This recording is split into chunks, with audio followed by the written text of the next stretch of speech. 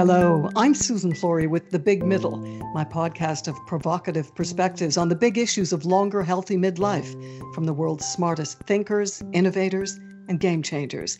We didn't know it a century ago, but we know it now. Age is malleable. No more is chronological age a signifier of anything beyond your birthday. It remains a primary risk factor for chronic diseases and impairments, but your biological age, the state of your physical being, is determined by your genes and lifestyle history and habits, and measured by a battery of biomarkers, things like cell viscosity and grip strength. Sir Muir Gray is a human billboard for the disconnect between birthdays and biological age, and the power of exercise of mind and body to maintain good health. He's one of the UK's leading medical figures, a physician, Oxford University professor, public health expert, and innovator. He was knighted in 2005 for services to the NHS, the UK's Universal Care National Health Service. I am so pleased to have you on the podcast, Sir Muir. It's great to be here. And the way you've themed these topics is very powerful and accurate. Thank you. We spent a lot of time, logistics, just trying to set this up. And my plan A was to talk while we power walked along a stretch of the Thames. Yes. We couldn't get our calendars in sync for that. So plan B, and thank you, dear Skype. I'm in London. You're at home in Oxford. And are you standing at your laptop for this, Sir Muir? Because I'm at my standing desk, which is, to be honest, my kitchen counter, and my MacBook is on a bowl. Yes, I am. And I'm on one leg, actually. Ooh, working in the balance as well. Yes, and you brush your teeth, I've read, this way. You stand on one leg. Well, remember, it's gum cleaning rather than teeth cleaning, because it's the gums that matter as you're after 70. But yes, standing on one leg is very useful. You're not doing anything else. You might as well improve your skill and coordination. What else do you do on a daily basis to build the movement into your day? Well, I find it simple to think of 5 S's for fitness: strength, stamina, suppleness, skill, and psychological. Sounds a bit corny, but the S is helpful. So the 5 S's of fitness. So for the 4 physical aspects of fitness, particularly for strength, skill, and suppleness, I do 10 minutes every morning. So, for example, I do the same number of press-ups as my age, which I think every man should do. I do it in 2 batches of 40. But 40 because you often slip counting when you're doing exercise, 1, 3, 5, 7, 11 sort of counting. And then I do suppleness exercises, core strength exercises. And then for stamina, really the key thing is brisk walking.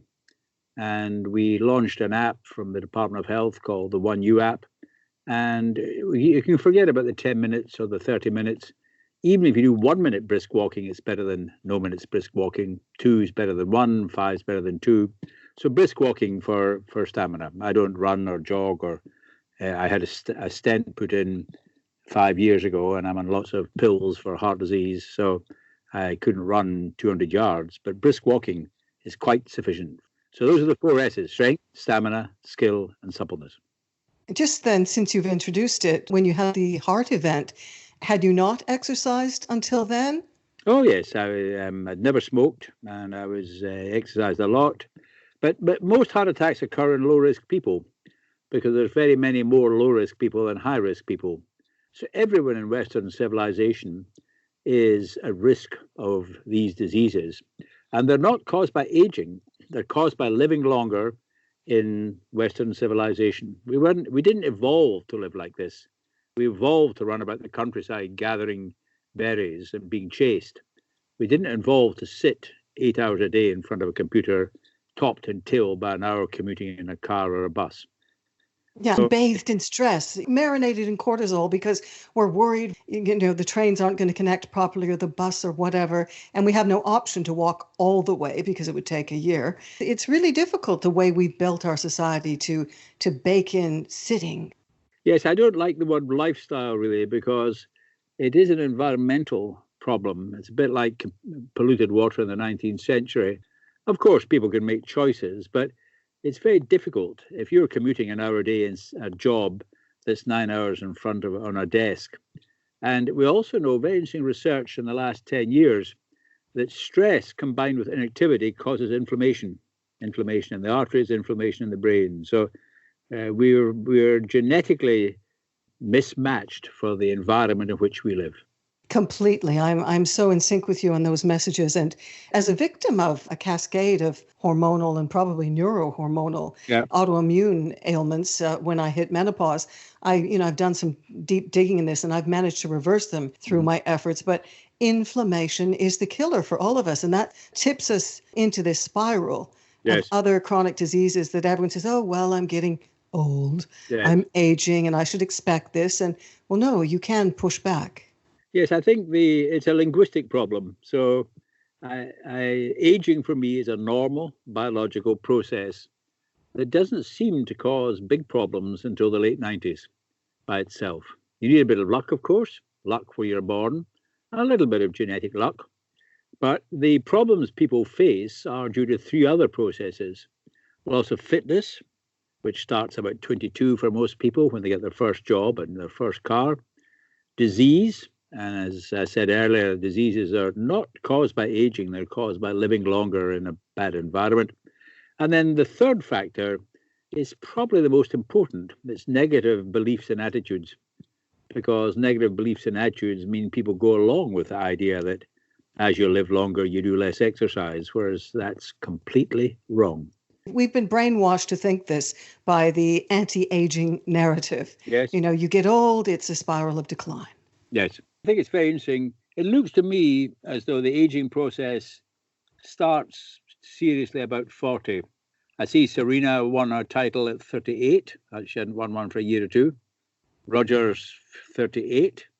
But then even with Roger Federer, you have to ask, well, he didn't win at the O2 Arena in London, but he'd been there 17 times. So motivation must be different. So if people really are fortunate enough to keep active like professional sports people, it looks as though they keep going until about 40. Then there's no doubt that the maximum pulse rate, for example, declines. But everyone's muddled about this. I think I'm very clear, but I can tell you most members of the medical profession are at least as muddled as the public about this.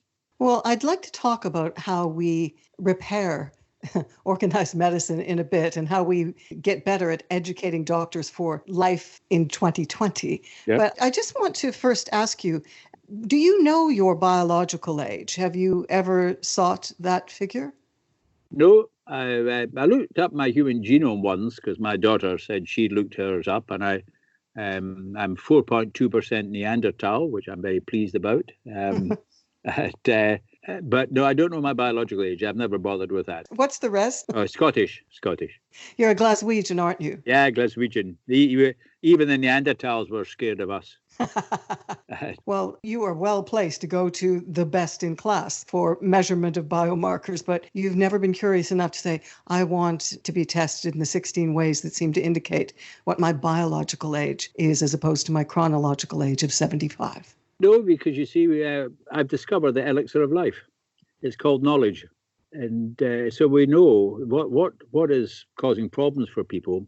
If we look at people, say age 75, and we publish this in the British Medical Journal, then people in the top quartile or quarter of the 75-year-olds are the same as the average 65-year-old. So what we're seeing is what we call a cohort effect. So it's knowledge that's the issue. Biochemistry is really unimportant. But access to the knowledge is a factor, isn't it? Because with all the stresses and strains and demands of life, when you're lower down the food chain in terms of socioeconomic power, yes, you might not have the access that you need. You were chief of knowledge at the NHS for a number of years. And I know the 1U app that you spoke of, that was part of the package of things that you did, is terrific. I encourage people to look that up, and I'll put a note in the show notes. But I mean, this is the big problem, isn't it? Getting to the masses, the people who need the help. Yeah. I mean, my principle is that clean, clear knowledge is the equivalent in this century of clean, clear water in the 19th century. It's a public health service. People need access to clean, clear knowledge. Now, of course, what's happened, and we're in what's called the third industrial revolution. The first was the old public health and iron and steel revolution, the second high tech. But the third revolution is driven by three forces: citizens, knowledge, and the internet. Now, of course, the internet has blown away the doors, locked doors of medical libraries, but the internet also offers you opportunities to everything. Fake news is the current word for it. So we have to compete on the internet. People like me have to compete. And I do find that the message is so simple, and we have research evidence to show that people with very limited education can understand these issues as well as people with advanced education. You just have to present it clearly. As I say, I'm probably more worried about my colleagues in the medical profession than even people who've not had much education in the public, among the public sector, because the members of the medical profession think they know what things are what.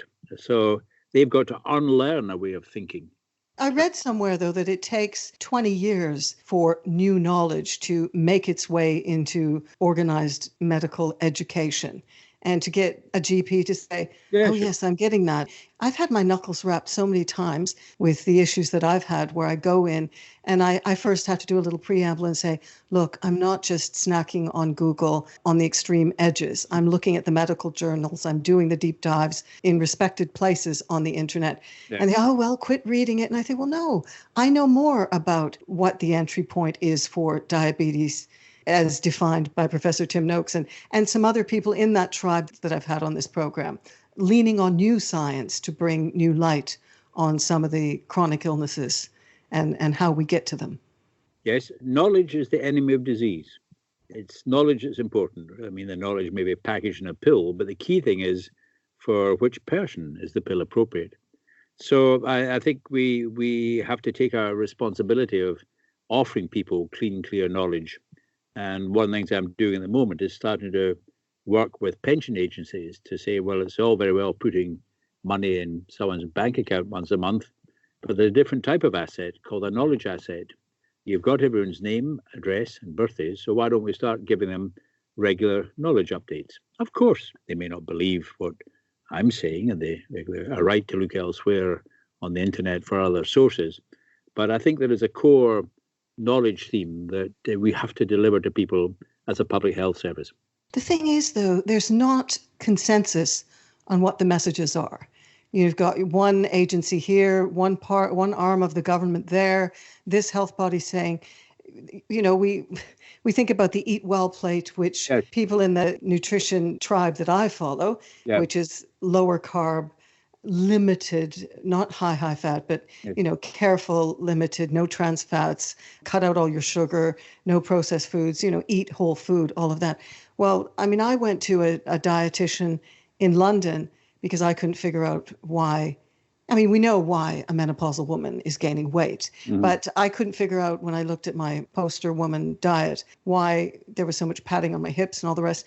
And, you know, she proceeded to tell me to pretty much eat carbs, huge loads of carbs, like she did, Yes. at 3 times a day, and was also promoting that old thinking about snacking your way through the day. Well, now I do time-restricted eating, and I'm so much sharper, and I feel so much healthier.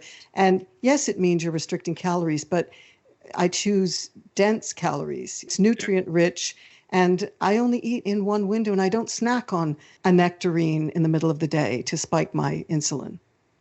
Yes, I'd say that actually you've given a brief account of what is the battleground, which is diet. But apart from diet, there is a growing consensus about the benefits of activity, and that means social activity. For example, the Journal of the American Medical Association, a very highly respected journal, one of the top 4 in the world, it had as its first editorial for 2020, a big editorial on longevity. And the issues were headlined in the title were purpose, social engagement, and activity. So I never thought I would see that in a journal like JAMA, we call it, the Journal of the American Medical Association. So I think diet aside, I think there will always be dietary wars fought, but activity and the need to be aware of the limitations of high technology medicine, we're getting clearer and clearer on that. Well, this is where some of the other themes of this podcast, The Big Middle, come into play. We are one of the most, here in the UK, age-segregated nations on earth. And we've also got the pulls and pushes of globalization that affect the way people evolve and live their life stages. Suddenly at 65 or 70 or 75, you can find yourself all alone. And it's really tough if you swallowed whole the message that I'm old now, I'm going to huff and puff and shuffle my way through life. And, Yes. and you feed yourself that message, and suddenly it becomes a self-fulfilling prophecy, and you don't have any family around you.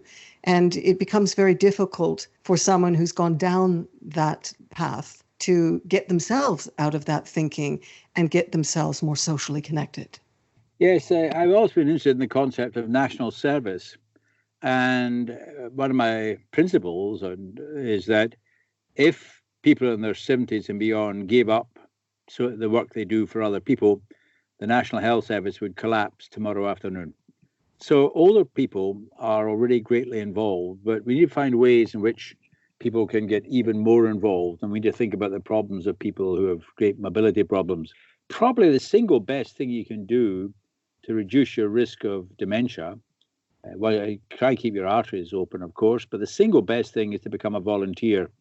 Even if you do other people no good, it's very good for your mind and brain to be a volunteer. And the more challenging the volunteering, the better it is for you as the volunteer. So we're now seeing the importance of keeping people socially engaged. Now, here the issue, of course, is isolation and immobility. And there's probably about 4 million people who have great difficulty in getting out. Hearing and vision problems are also an issue. And we should try and get people out of their house. But we're also looking at ways in which the internet can allow people not just to access knowledge themselves, but to be members of social groups. And we're looking at the idea of how people can have social groups with a social purpose. For example, a cycling group. And the social purpose is to raise money for cancer research, or for children in Africa, or for climate change for the future generations. And the real aim I've got, and I don't know whether I'll pull it off, would be that those groups would compete with one another. Small towns and parts of big towns would compete with others. And it can be done remotely. It can be done online, these competitions. Yes. Yeah, astonishing. It's the game. So people have got teenage boys or got grandchildren with who are teenage boys. There's a game called Fortnite. The people who've done the software for Fortnite can do anything like that. It's very straightforward. Absolutely. And maybe we could get a nice lump of government money. We can all have Pelotons in our houses. Yeah. Wouldn't that be great? We can have those bikes and we can get really competitive with other people around the world. Well, we're actually designing something that's much more usable than the Peloton. The Peloton's quite tricky. It's a little narrow saddle. It's a wonderful machine.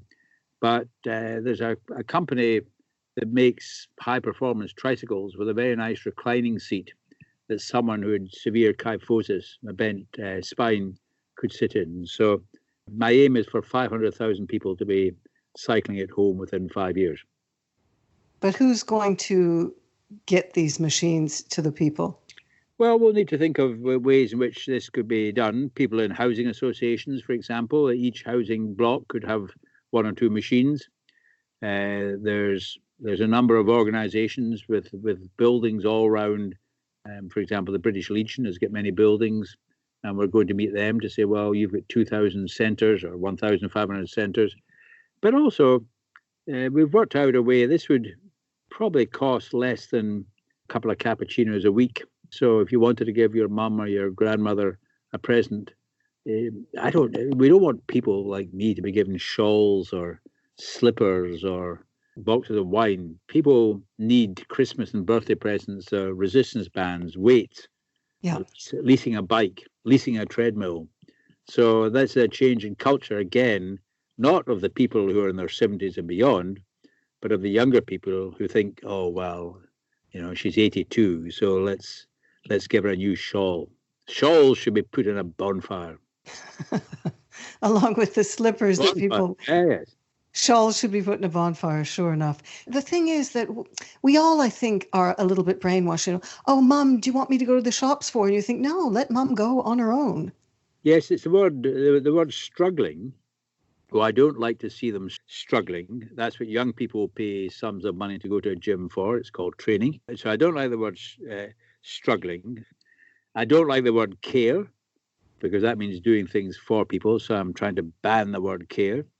I don't like the word retirement. We're trying to change that into renaissance. So I'm not a success, as you can observe, with these campaigns, but I'm still fighting. And I've banished the word retirement from my thinking. Yes. We don't have it anymore. It was a social construct. It means nothing to anyone.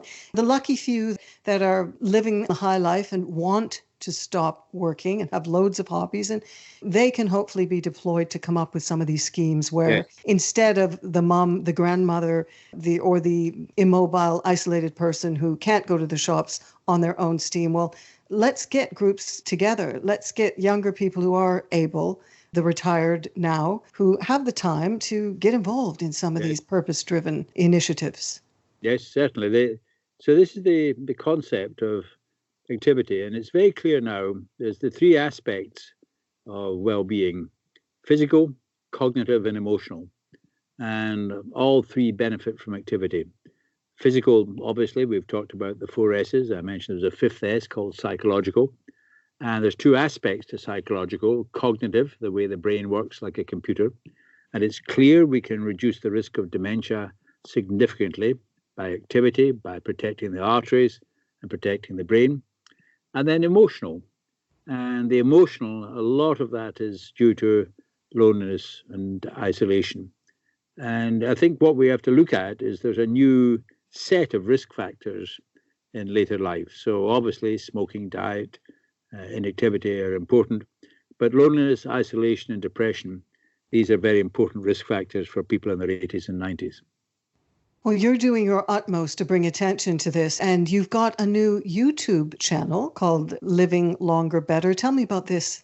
Yes, it's well, the aim is to reach people in very large numbers, and clever young people can do anything with the internet. The issue is what knowledge goes in and how do we reach people. So our website is called livelongerbetter.net, but a website's a very flat and passive thing. So whether you think of it as a channel or a radio program or a television program, we need to think of ways that we communicate with people. So the plan is to make knowledge available to everyone from about 60 on. People who are 60, the expectation of life is about 30. So people should prepare for the fact they might live till 90. They may hope, of course, if they do nothing, they'll pop off with a nice little heart attack. But the evidence is if you do nothing from 60 on, you won't pop off with a nice little heart attack. You'll finish up stuck in a chair, unable to get to the toilet in time, and a nuisance to your friends and family. So it's a knowledge service, and this thing called the internet can deliver it. The internet is only part of it, of course. Human interaction is the most important thing. I'm not trying to belittle the fact of isolation, but there's no doubt that we can reach people. And we're also looking at ways in which younger people can get engaged with older people. For example, that cadets in the Army and the Air Force, they could be the ones helping the 90-year-old veterans get online. And we need these intergenerational housing options to be more available for people, for young and old. Yes. I mean, we need to mix it up a lot more. There's a lot of grassroots activity on this level, and it's wonderful to see that it's really taking hold across the UK and in some parts of the United States and across Europe as well, because we cannot keep putting the elderly and frail in these suburban silos where they just end up getting sicker and sicker and sicker, and we just sort of shut them out of life in general. Yes, if you've got a surplus, then a warehouse is an appealing prospect, but it's not the right approach. So I think it's very important to do away with the word care home and to think of housing in a different way, because we can deliver support to people rather than care.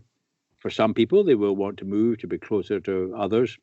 But again, we use the word community in a geographical sense, but the Germans talk about Gemeinschaft and Gesellschaft, and the Gesellschaft is a society. So it's a society consists of all the people you were in the army with, or all the people you trained as a radiographer with, or all the people you went to school with. But in every society, they're scattered. So when I speak to people who've gone to live in a unit, then they hope they'll find something in common with their neighbours, and they often do. But there are lots of networks, societies, Gesellschaften, where we need to establish links, and that's where the internet comes in. And I'm not very good with the internet, but it's so easy.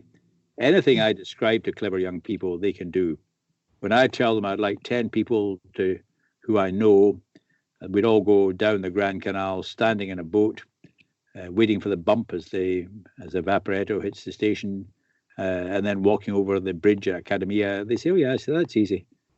Very simple. Yeah, it's amazing. I mean, technology is amazing.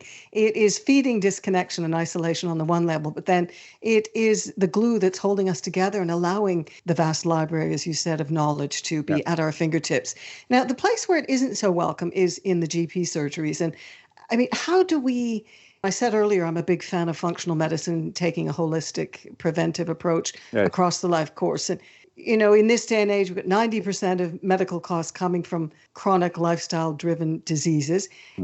But mainstream medical practitioners pretty much dismiss the wellness world as flaky, as trivial. Are you a proponent of integrating the two, coming up with a blended model where we could actually get the GPs in their 15-minute appointments not to be looking at screens, but to be doing their diagnostic work by actually engaging with the patient? I think yes, I don't like the word patient either. The person with the problem.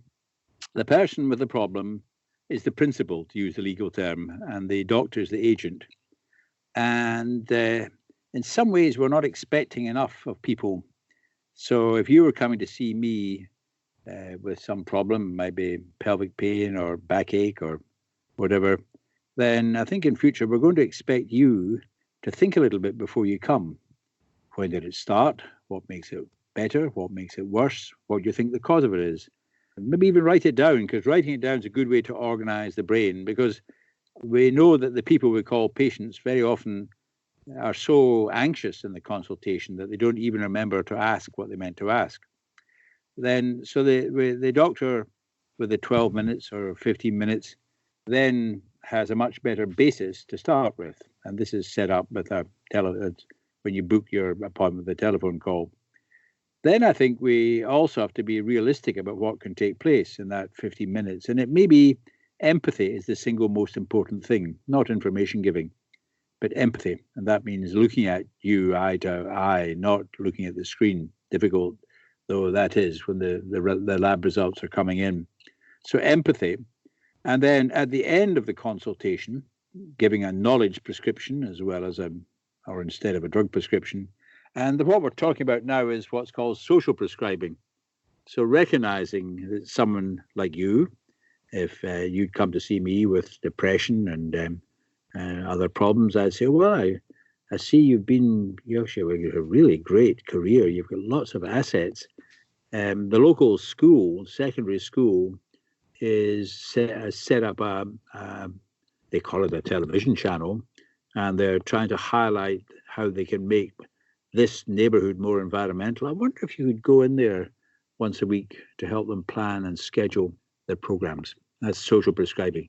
I might also, prescribe you a drug, but we're starting to think of offering other things. And when that has happened, one of the interesting things for me was how well the doctors felt when they were doing that, as well as prescribing drugs. High-tech medicine has been terrific. It's necessary, but not sufficient. Well, and doctors, they want to be liberated from their keyboards and screens as well.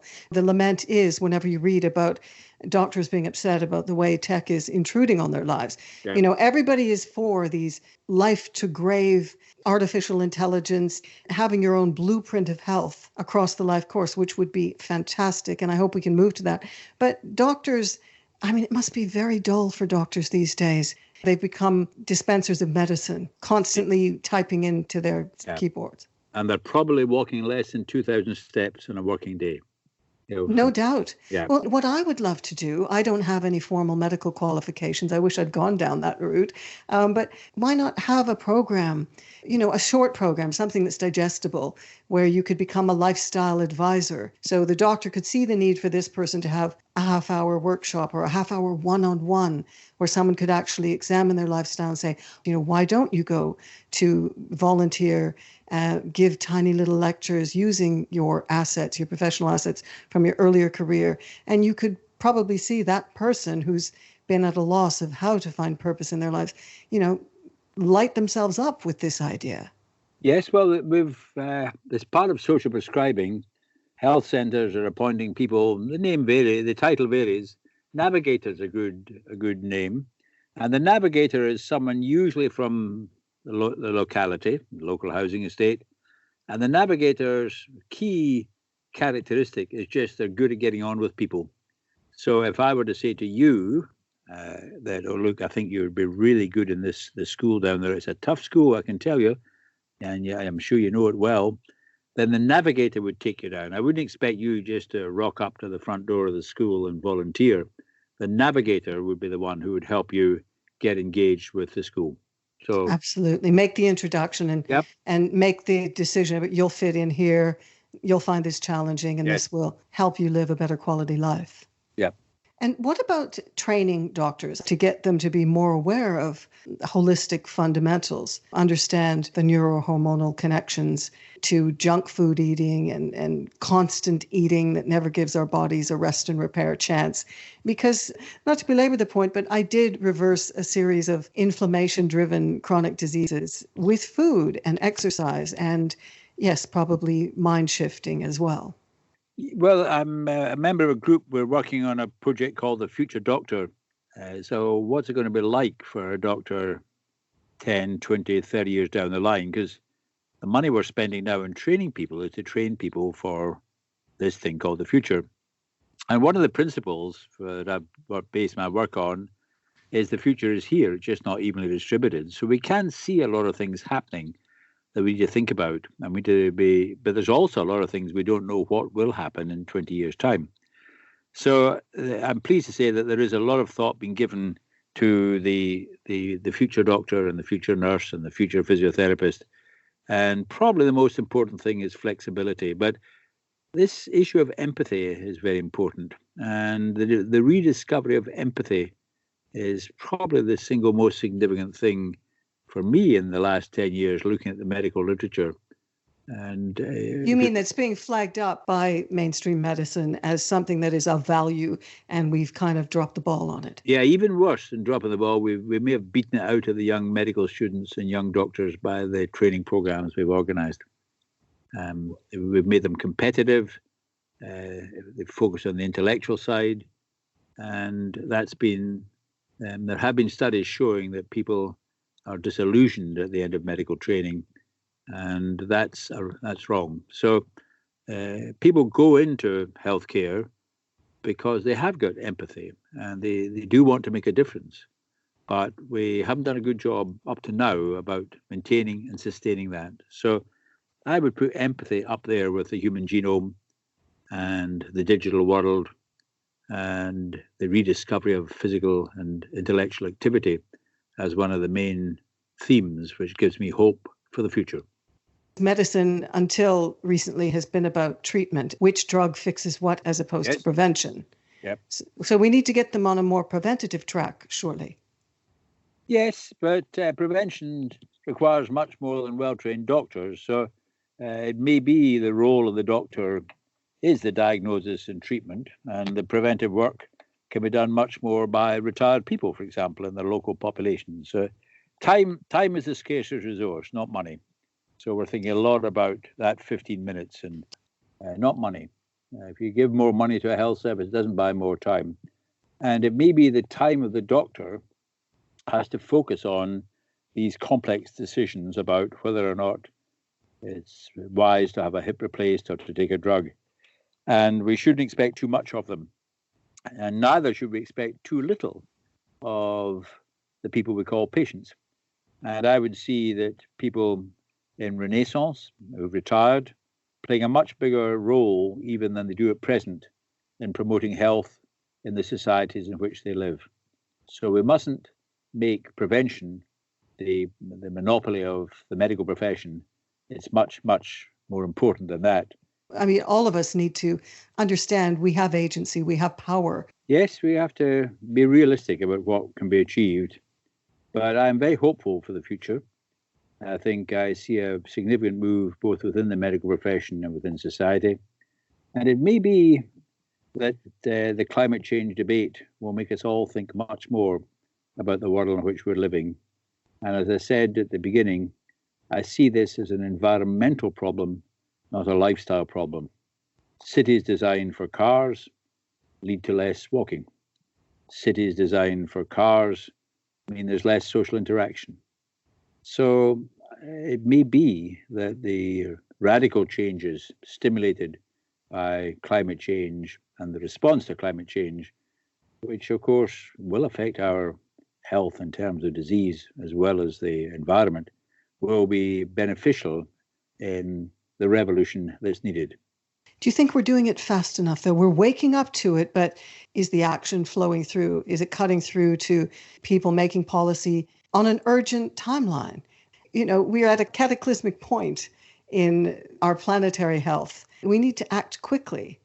Yeah, I think it's very sad, but I do think the Australian fires, and we're speaking at the time, the Australian fires are the focus on every news channel in every country in the world. It may be that this will be the tipping point. Well, let's hope so. And I do want to just ask you two quickies. Yes. We've got a lot of mind-blowing science going on around age-related disease. You read a lot about the most distinguished longevity scientists are taking various drugs and supplements to improve the health of their cells, Yes. to help repair inflammation damage. Do you take any supplements yourself? No. Exercise is your drug. Yeah. Yes, I'm on quite a few drugs for my heart, so I think I'm on enough medication to be going on with. But no, I don't take anything specific. Okay. Final question, how you optimize your health and quality of life. Does the average week see you in constant motion? Because you've got a half dozen proper jobs and a half dozen advisory roles on the go. I sometimes think your life just must be meeting after meeting and commuting and getting your exercise in. Do you make sure you make time for periods of calm, for rest and repair and recharge? Do you build those into your day? Oh, yes, I'm very careful. We know that dealing with preventing stress and getting enough sleep are important risk factors for dementia. So I try to get 8 hours sleep a night, and usually do. That's, again, partly thanks to the drugs I'm on, but I think it's very, very important to be careful. And being busy, you see, I can't remember who first said it to me, being busy is simply a sign you can't say no. It doesn't mean you're useful. So I've never been impressed by busyness. It simply means you can't say no. Yeah, I think people who instantly say, "Oh, I'm so busy," I just think, oh God, so you're really bad at filtering. Yeah. You know, the power of saying no is really important. Listen, thank you so much. To your good health. I really appreciate you coming on and sharing your insights with us. Great. Look forward to seeing you soon. University of Oxford Professor Sir Muir Gray, CBE, distinguished public health pioneer for 40 plus years. His focus has been on population aging and prevention of disease. You can check out his books. Sod 70 is the latest. And his YouTube channel, as we said, is Live Longer, Better. Links will be in the show notes as per always. And head to Apple Podcasts and my website, susanflory.com, to comment, leave a review, or suggest a guest. Thanks for listening. Bye-bye.